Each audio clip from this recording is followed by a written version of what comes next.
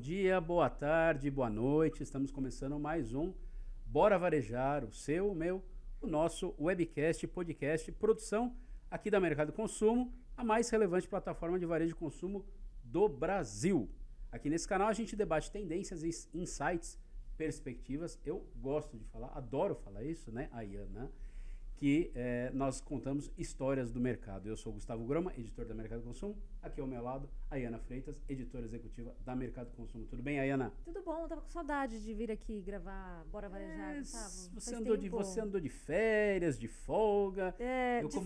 De férias. Eu comandei um pouco aqui sozinho, acompanhado de convidados e tal. Fiquei sabendo, vi algumas coisas aí. Mas é um prazer estar aqui Gostou? de volta. Das coisas que você viu? Gostei bastante, gostei de tirar férias também, importante. Mas um prazer estar aqui de volta, sempre aqui para bater papo sobre o mercado, como diz o Gustavo Groman. E queria dar aquele recadinho que todo youtuber dá antes de começar o programa, que é: se você não está inscrito no nosso canal, se inscreva, compartilhe o conteúdo se você gostou. Curta também aqui esse conteúdo que é feito para você e, claro, acompanhe a cobertura diária sobre varejo e consumo no Brasil e no mundo no portal mercadoeconsumo.com.br e nas redes sociais. Maravilha, é isso aí. Nós estamos onde você estiver. E hoje o bate-papo aqui vai ser sobre um tema tema legal que como vem crescendo esse tema aqui no Brasil e acho que pelo mundo também, né? Sobre o que a gente vai falar? Sobre o mercado pet. E eu tenho aqui como convidado o Luciano Miranda, que é CEO da Petico. Tudo bem, Luciano? Opa, tudo bem? Tudo certo, tudo ótimo. Legal. Obrigado por topar participar aqui do Bora Varejar, né? E pra gente já dar o pontapé inicial nessa conversa, né? Começando do começo, queria que você falasse um pouco pra gente da sua história, a história do Luciano, e da história da Petico também. Claro, será um prazer. Antes de tudo, obrigado pelo convite, tá? É uma honra estar aqui com vocês hoje. Obrigada. A gente vai falar um pouco do mercado, falamos um pouco no bastidor que temos ali uma paixão em comum pelos pets. Verdade. Começando falando um pouco sobre mim, né? Meu nome é Luciano, eu sou um cientista da computação.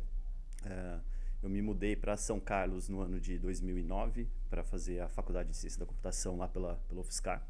E durante a minha graduação, eu tive o prazer de conhecer hoje meus sócios, né, foram meus colegas de curso, e na reta final da graduação a gente decidiu se unir, né, tem aquele sonho empreendedor, né, que era o momento adequado de vida, na época 4, né, mas depois 3 sócios, em reta final de faculdade, com o hábito e os consumos e os custos de vidas relativamente baixo, né? Era um momento oportuno da gente começar eventualmente a iniciar um negócio. Então, o desejo de empreender nasceu na faculdade, na reta final da faculdade, e a semente do que veio ser a Petico foi também ali em um desafio de modelo de negócios que nós participamos ainda dentro da faculdade. E nasceu a sementinha de criar uma plataforma, criar um produto que viesse a resolver algumas das dores que a gente entendia já naquela época como tutores de pet, né, que o mercado, o tutor de pet sentia, mas que não necessariamente o mercado tradicional enxergava. Então a Petico nasceu lá no final de 2014 como um portal de conteúdo, como uma plataforma de conteúdo, e hoje, depois de uma longa jornada ali, né, quase 10 anos, completamos na verdade 10 anos este ano, como a referência em assinaturas de caixas temáticas no Brasil. Então, eu costumo dizer que a Petico, ela nasceu como um portal de conteúdo voltada para o consumidor, né? E hoje, embora nós sejamos conhecidos pelo clube de assinaturas, nós somos uma empresa de inovação e desenvolvimento de produtos, né, voltados para esse público que ama e entende o pet como um membro da família, né? Então, hoje a gente vive o conceito de família multiespécie. Total. E tem tudo a ver com o que vocês estudaram, que é ciência da computação. Quando você fala de inovação, eu estava pensando como que ele foi parar no mercado pet, né? Mas então começou como blog. Como é que foi essa evolução ao longo dos anos? Nesses 10 anos, a evolução do modelo de negócio. Como é que vocês foram percebendo? O mercado está precisando disso, podemos fazer, podemos ir até ali. Quando a gente volta ali no final de 14, o início de 2015, né, nós tínhamos naquele momento o início dos portais de conteúdo. Então, tínhamos, por exemplo, o BuzzFeed, que gerava muito conteúdo. Verdade. Era a época do blogging, né? E nós entendíamos que uma das formas de nos aproximarmos da nossa audiência era por meio do conteúdo. Como cientista da computação, a gente não tinha o conhecimento da toda tecnicidade do mercado pet, Sim. mas nós entendíamos de padrão de consumo e de mudança de hábito de consumo do usuário na internet. E nós entendíamos que o que os tutores pet queriam era um tanto quanto diferente daquilo que a indústria entregava. A indústria tradicionalmente enxergava o pet como ração para filhote, ração para o adulto e ração sênior e alguns ossinhos e bolinhas pelo caminho. Só que quando a gente olhava para outras categorias, uma categoria que demandava de novidades. E naquela época a gente não tinha muito isso no mercado, né? Então, através do conteúdo, nós começamos a atrair a atenção desse público que chegava para ter 7 dicas ótimas para cuidar do seu pet, ou 15 novidades, ou 7 fotos novas fofas que você precisa ver hoje. E por meio dessa audiência, através dessa audiência, nós começávamos a rodar alguns questionários e tentar entender o padrão de consumo desse consumidor, até qual produto ou quais categorias de produto que ele entendia que havia uma demanda, uma necessidade. E com base nessas informações, nós começávamos a trazer isso para a indústria e falar, olha, eu tenho um público fiel, eu tenho um público que está interessado em novidades e que talvez você consiga alcançá-los por meio do nosso canal. E para trazer do digital para o físico, uma das maneiras que nós encontramos foi pelo clube de assinaturas. Então, como cientistas, né, o que a gente fazia basicamente era levanta uma premissa, uma proposta, uma dor para ser resolvida, e nós iríamos ali, a partir dessa premissa, criar algumas hipóteses e testar até chegar numa solução. Então vocês já imaginavam que iriam para... A ideia não era ficar com conteúdo apenas, a ideia era ir transformando o negócio. Exato. Porque nós sabíamos que o mercado ele estava se digitalizando.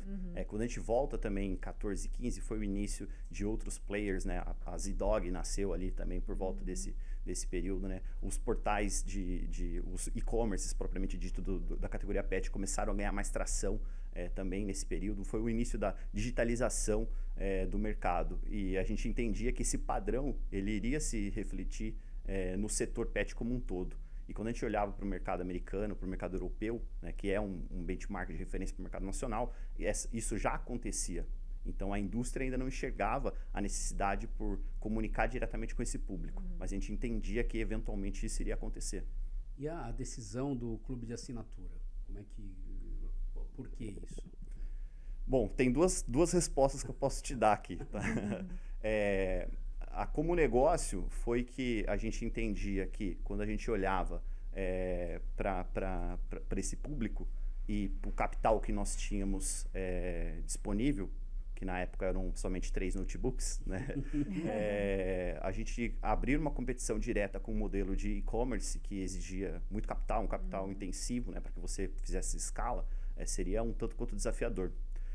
O modelo de assinaturas ele é um pouco mais previsível, né? E a gente entendia que o nosso business não era necessariamente um business de varejo, era um business de relacionamento. Então nós entendíamos que os tutores queriam novidades, mas eles não sabiam e nem conheciam necessariamente o que eles queriam, né? Então, o modelo de assinaturas era uma forma da gente apresentar para esse público uma necessidade de encontrar produtos novos que eles tinham, tá? Então, aí nasceu o modelo de assinaturas, que nós não fomos o primeiro a operar um modelo de assinaturas, mas eu acredito que nós fomos o primeiro a entender que não se tratava de um jogo de varejo, que se tratava de um jogo de relacionamento.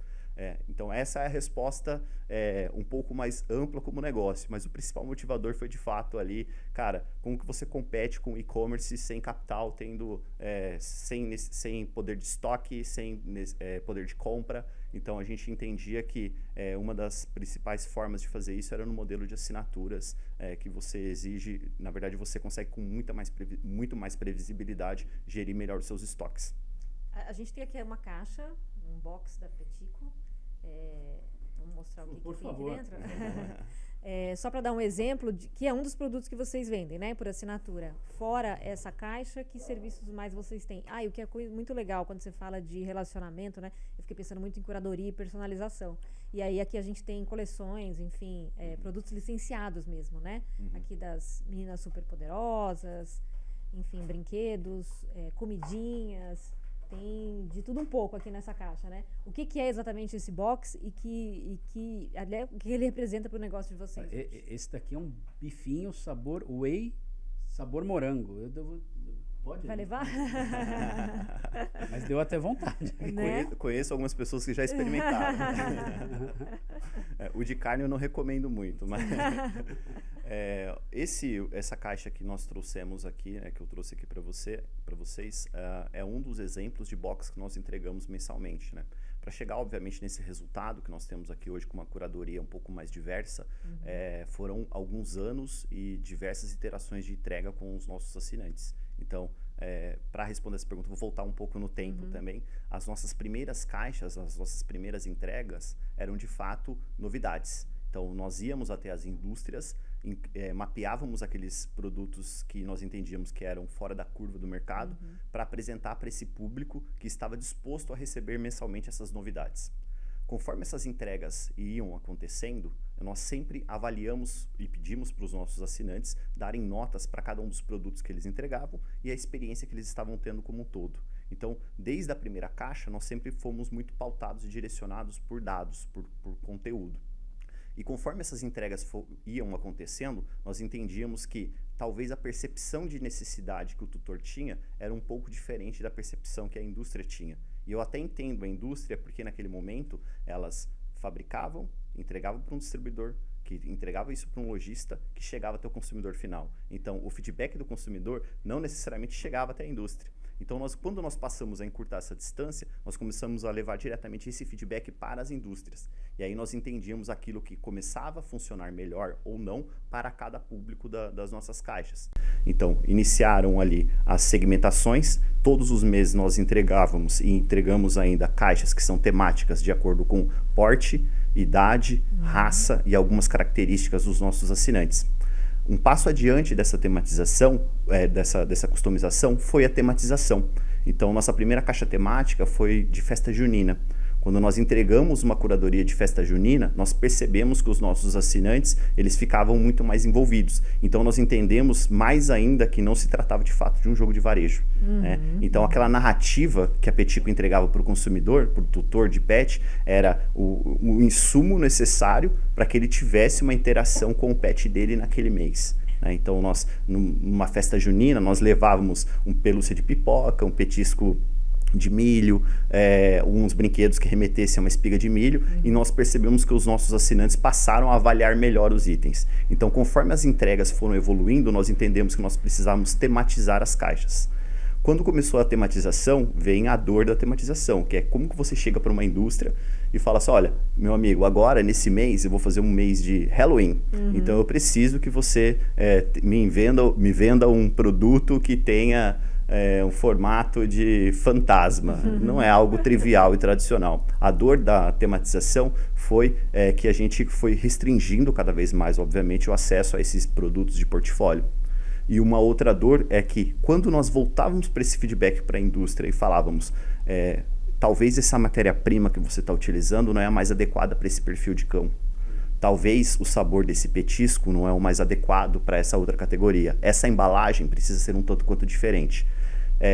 Obviamente, para a indústria, o modelo ainda era muito novo, eles não entendiam muito bem. Então, naturalmente, a Petico cada vez mais começou a se aproximar dos canais de desenvolvimento. Nós internalizamos o modelo de desenvolvimento e tínhamos sempre o time de produto dentro de casa. Nós não fabricávamos ainda na época os produtos, mas nós projetávamos os produtos. A partir daí nós criamos trilhas de experiências. Então, o que é uma trilha de experiência? Nós trabalhamos com a trilha essencial, que nós entendemos que atende a 80% das características dos cães, que vão brinquedos de pelúcia, dispensers de borracha e petiscos. A trilha mordedores, que são para cães de mordidas um pouco mais resistente, e a trilha body parts, que essa é um pouco mais atual, com produtos desidratados e uma pegada um pouco mais natural. Né? E conforme cada entrega vai evoluindo, foi acontecendo, né? Chegou no momento que agora no final de 22, início de 23, nós verticalizamos quase que a totalidade da nossa produção. Então hoje todo o produto que a Petico entrega, ele é avaliado pelo feedback dos nossos clientes,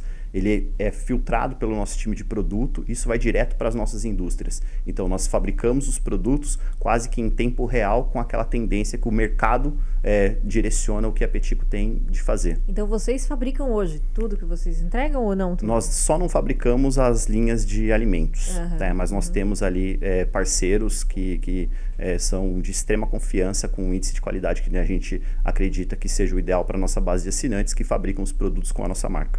Interessante. Luciano, é claro que quando a gente fala de pets, né? É óbvio, você acabou de citar o exemplo do cachorro que tem uma mordida mais forte e tal, então vai ser direcionado a ele ali.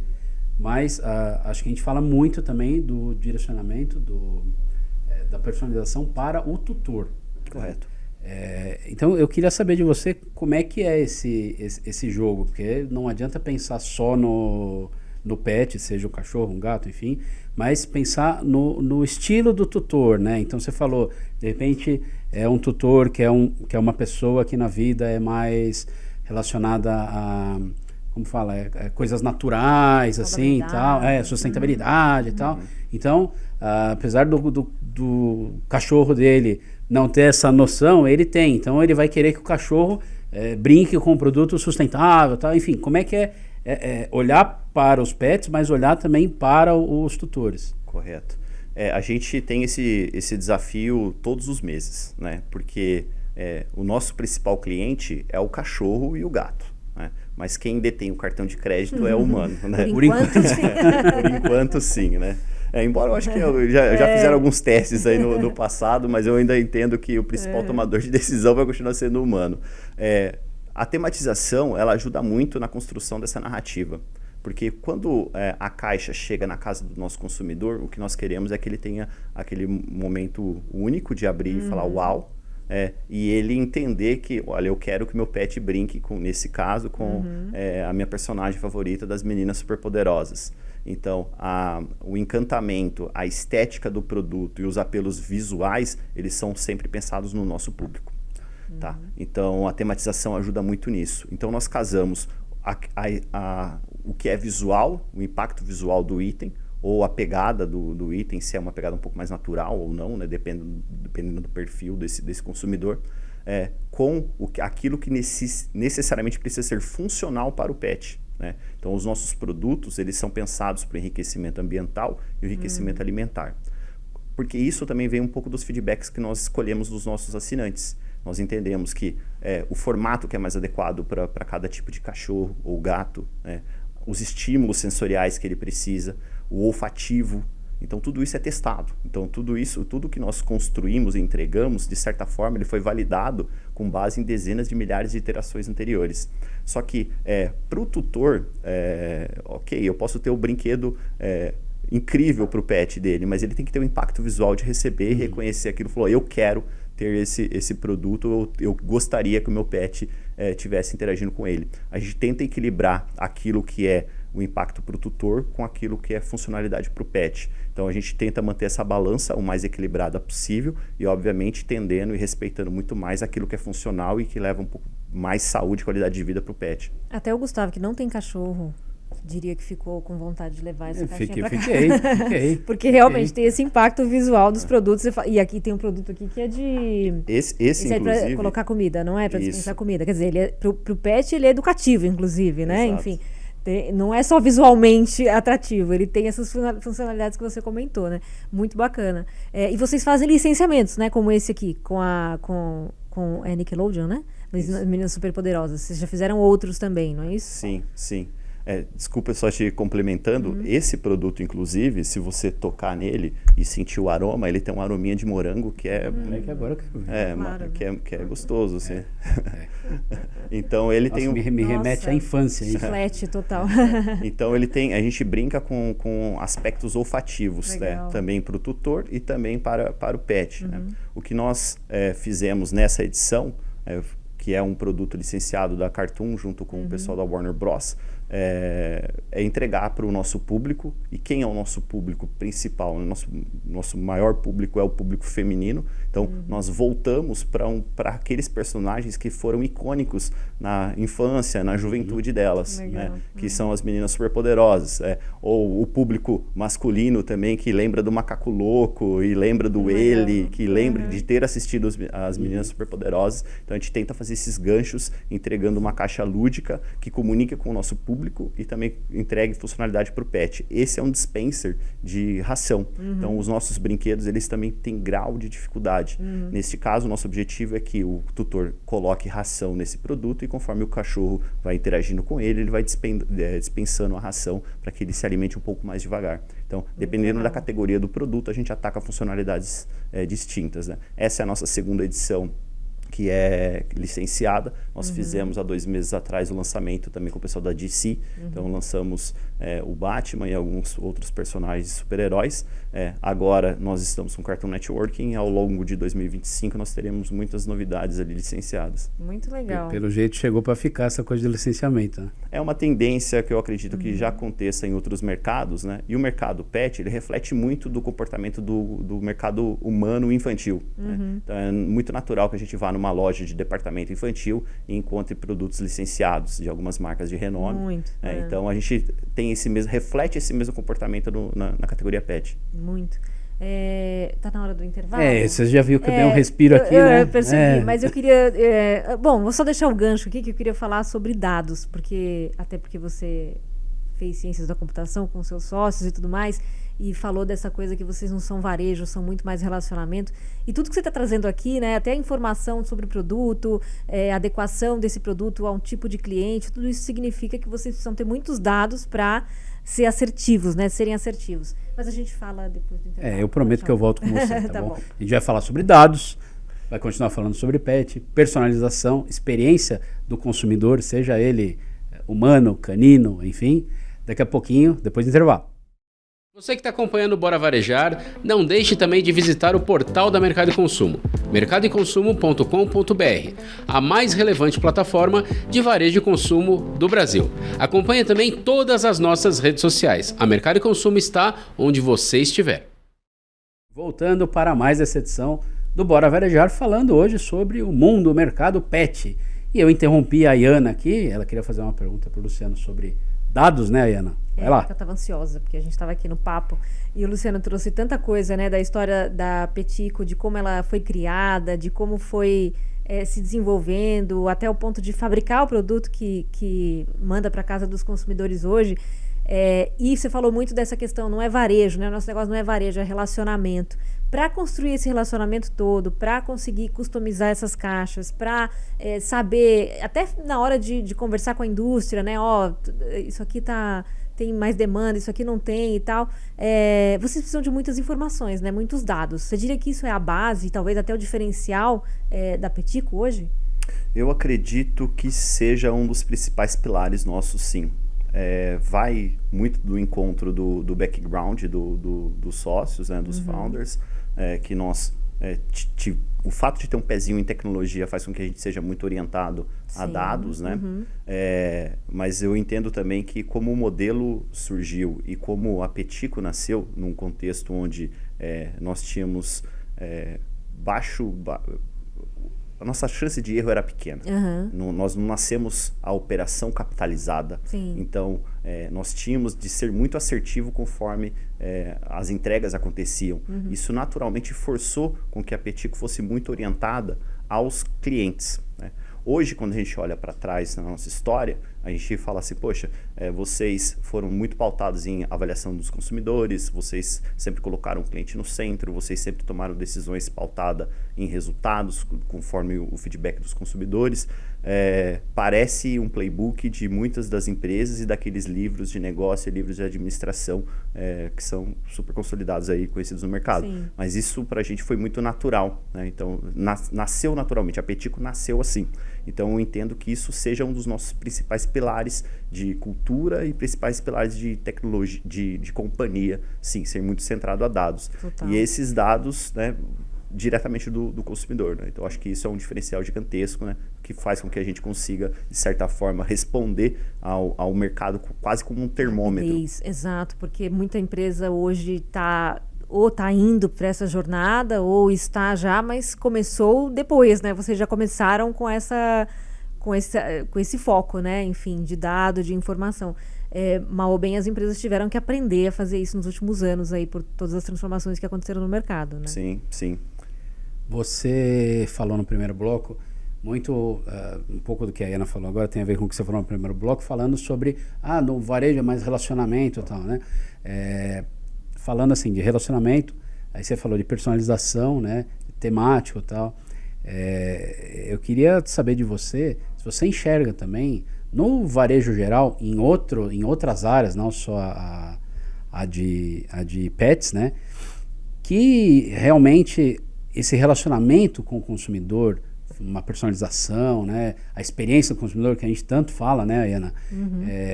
Se isso é hoje fundamental para qualquer setor. Eu não diria que seja necessariamente fundamental, mas com certeza é um grande diferencial, né? Então, quando a gente vai para varejo de moda, então isso é algo que se replica também, né? A alta personalização, responder rápido a tendências de mercado, né? A competitividade também no varejo de moda trouxe isso, a necessidade de você ter essa resposta rápida a tendências, né? E mais algumas empresas que têm focado em entregar uma experiência única para aquele público. Porque queira ou não, e isso é um fato, né? O mercado tende a ficar cada vez mais competitivo. O mercado estando cada vez mais competitivo, cada vez mais certeiro ou nichado a comunicação com o seu público tem que ser. Então, independentemente do setor, eu acredito que algumas empresas que entendam que o relacionamento, a customização e ter esse contato próximo, essa narrativa próxima do consumidor é, sem dúvida, um dos maiores diferenciais. E você comentou também no primeiro bloco, a gente falou aqui no intervalo, dessas famílias, da minha família, da sua, do Gustavo, por enquanto não.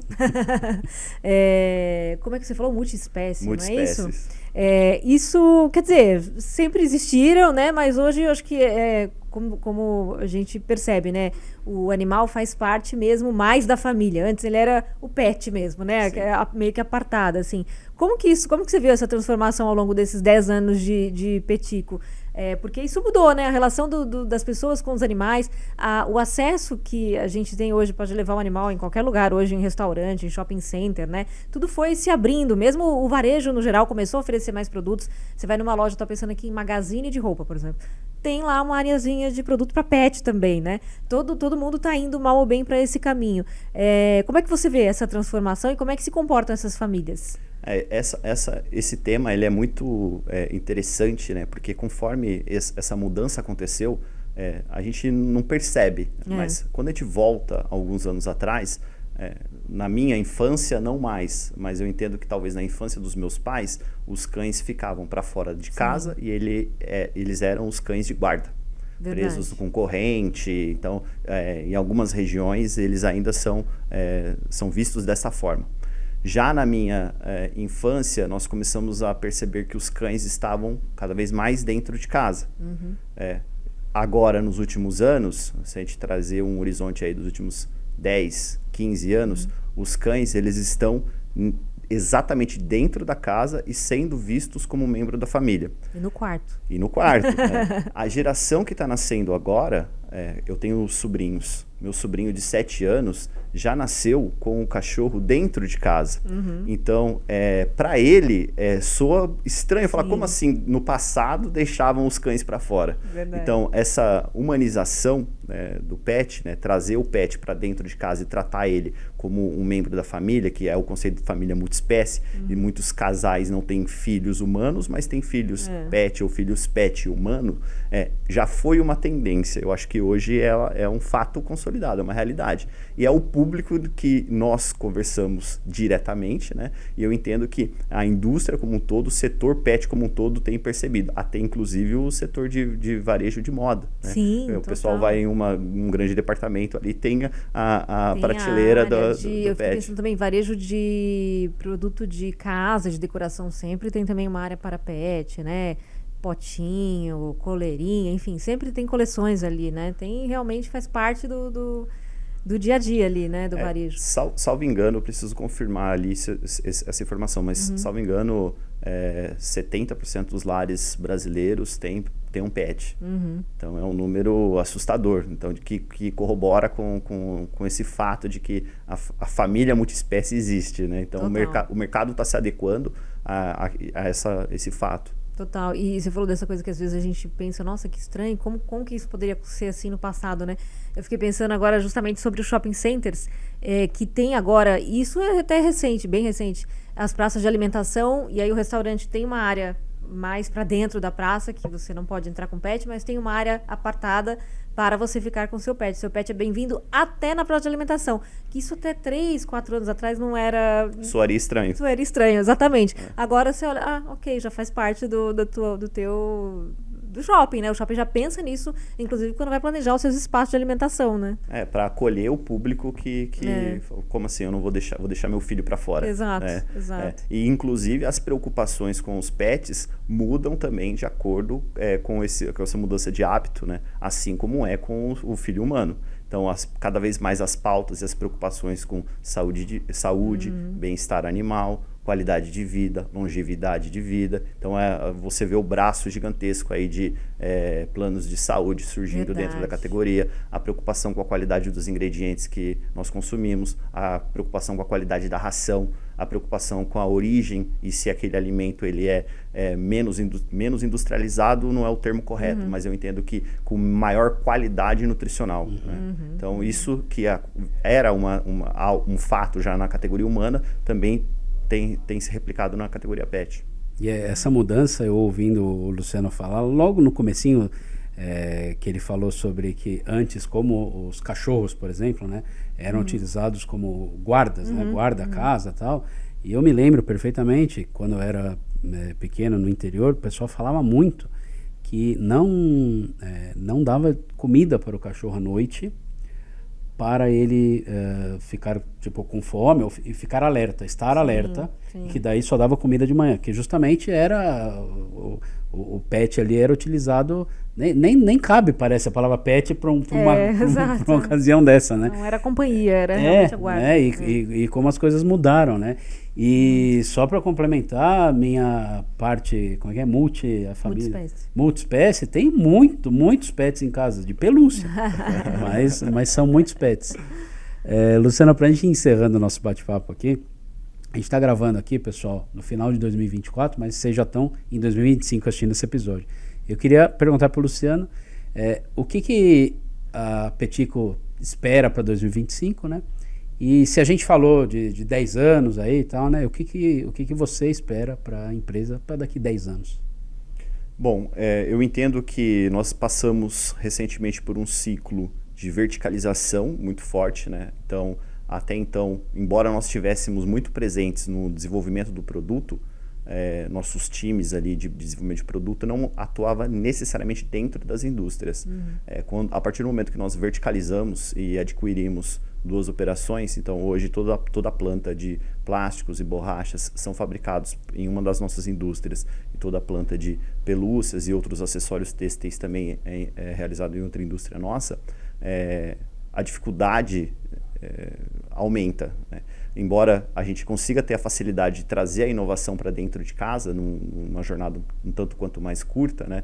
Aumenta o grau de complexidade dessa operação, porque é um fato que até então a gente não estava acostumado, que era tocar também, além do negócio principal, tocar 2 operações industriais, né? Então, o ano de 2024 nós ficamos muito focados nessa integração das indústrias. 2025 a gente entende que é um ano de diversificação de categorias, então nós queremos continuar investindo em inovação e desenvolvimento de novos produtos, assemelhando os produtos que nós desenvolvemos hoje no Brasil ao padrão que nós temos comumente na Europa e no mercado americano. Recentemente nós tivemos na Pet South America, uma das maiores feiras de negócios do setor pet, e muitas das empresas, até que nós temos relacionamento, se assustaram quando descobriram que a Petico fabricava os produtos dela no Brasil. Muitas pessoas entendiam que nós fabricávamos isso na China e importávamos os produtos para cá. Então mostra que nós estamos conseguindo fazer em território nacional aquilo que é comumente visto em larguíssima escala em empresas chinesas, né? Então a gente quer continuar investindo cada vez mais em diversificação de categoria, investimento em tecnologia nas nossas fábricas também, para que a gente consiga elevar a qualidade dos nossos produtos. E uma pauta muito forte também ao longo de 2025, que já começamos no ano de 2024, é diversificar os canais onde os nossos consumidores têm acesso aos produtos da Petico. Então, nós criamos uma marca muito relevante na internet. Eu entendo que hoje nós estejamos ali entre os 4, 5 maiores players no digital.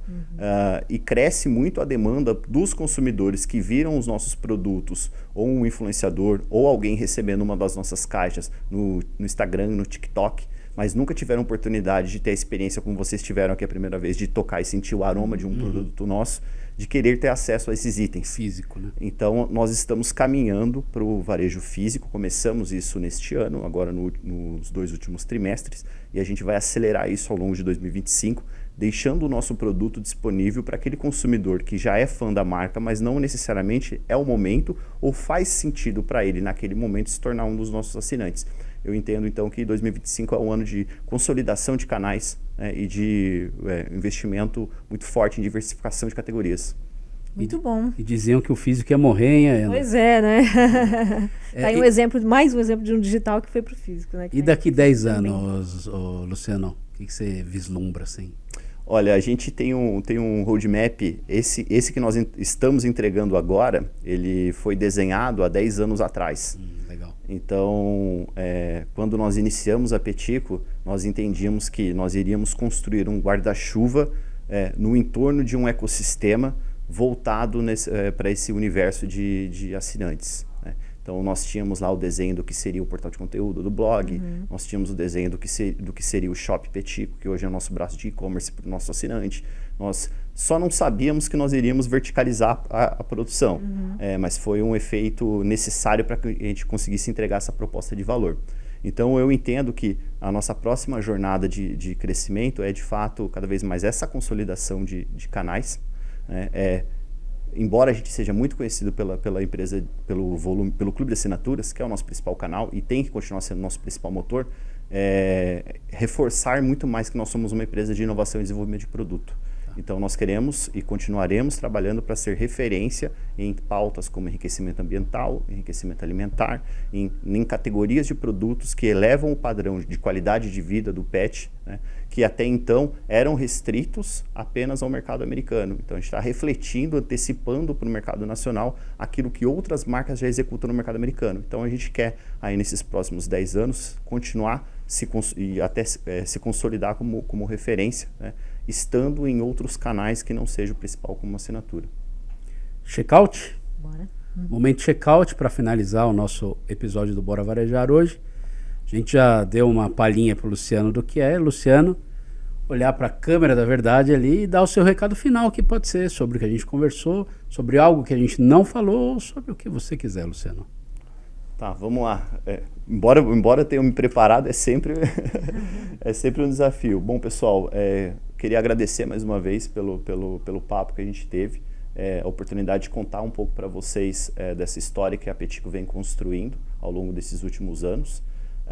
Reforçar para vocês que a qualidade de vida do pet não está somente no alimento que você dá para ele, mas sim o quanto você se preocupa com outros aspectos com relação a comportamental, ao nível de ansiedade ou estresse que esse pet está passando, e que a Petico está aqui para tentar ajudar a melhorar o bem-estar de vida do pet, entregando mensalmente uma curadoria de produtos que foi personalizada e selecionada de acordo com o perfil de cada tutor. Então, nós somos uma empresa de inovação e desenvolvimento de produto, e vai ser um prazer aí, caso o público não conheça o nosso produto, ter acesso à nossa marca e eventualmente se tornar nosso assinante. Luciano Miranda, CEO da Petico, brigadíssimo por participar do Bora Varejar. Eu que agradeço. A Ana Freitas, obrigado por dividir novamente a bancada aqui comigo, depois das suas longas e merecidas férias. Obrigada mais uma vez, Gustavo. Obrigada, Luciano. Prazer saber mais aqui da história da Petico, um super case aí, não de varejo, mas de relacionamento. Você que nos acompanhou até agora, ajude o Bora Varejar, a Mercado Consumo, a chegar em mais gente. Então, deixa o seu like, compartilhe esse conteúdo, se inscreva no nosso canal se você ainda não é inscrito. Espero que você tenha gostado. tanto quanto eu gostei. Até a próxima.